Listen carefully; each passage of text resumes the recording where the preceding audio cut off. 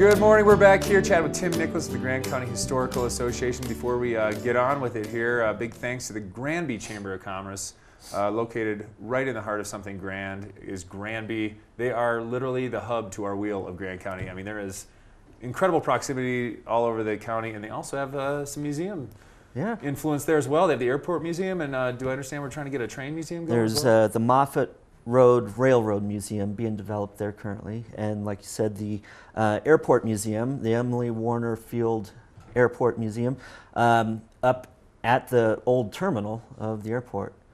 Hey, have you been to the farmers market they have there on Fridays? I have not. They have great tamales there. Great awesome. tamale? Ooh, yeah. Really? Tamales and beer, man. That's what Friday's all about. You know? That's right. Happy weekend. So real quick, let's hit on the museums that you guys got going around the county, I should say. How many museums do we have? So our organization now has 4. We have the one I'm at, the Grand County Pioneer Village in Hot Sulphur. And that's our county seat. That's the county seat.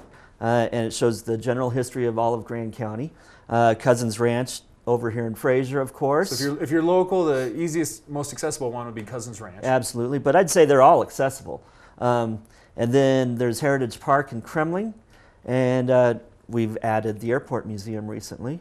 And then up in Grand Lake, they have Kaufman House, which is part of Grand Lake Area Historical Society. So absolutely rich history, and everywhere you go in the county, you can get a little I just more. want to add real quick that we are open in the wintertime. So if you're looking for something else to do in the winter, the Cousins Ranch Museum and the Grand County Pioneer Village Museum are both open. Everybody in the winter. takes a day off skiing because your legs will blow up, or That's a half right. day. And so. Yep.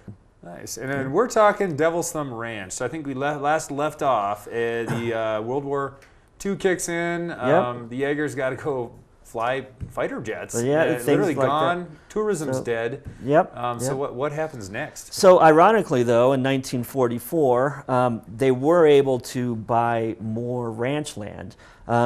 So they bought another 480 acres over there, and that was part of the old Broderick Wood Products Company. They had a huge sawmill up there at Meadow Creek, where Meadow Creek Reservoir is now. There used to be this huge flume, big company, but they bought 480 acres from them to expand their ranch. And literally, they were ranching at that time. So there was still a need for all that land. So it was a very active ranch with a little tourism going on. Yes. Well, at that time, Beautiful virtually pictures. no tourism, but Any definitely. idea what peaks hanging out above there?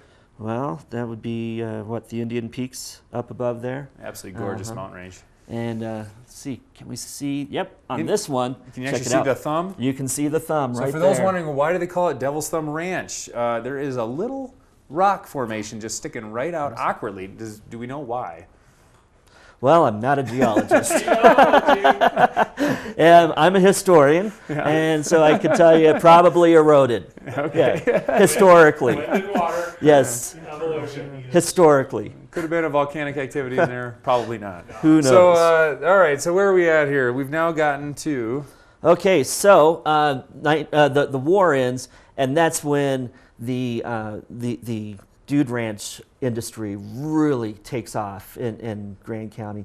You've got Drowsy Water Ranch going, which of course is going today. And if you want to know what a real dude ranch is like, Drowsy Water Ranch is a place to check it out. They're still operating. They're still a true dude ranch.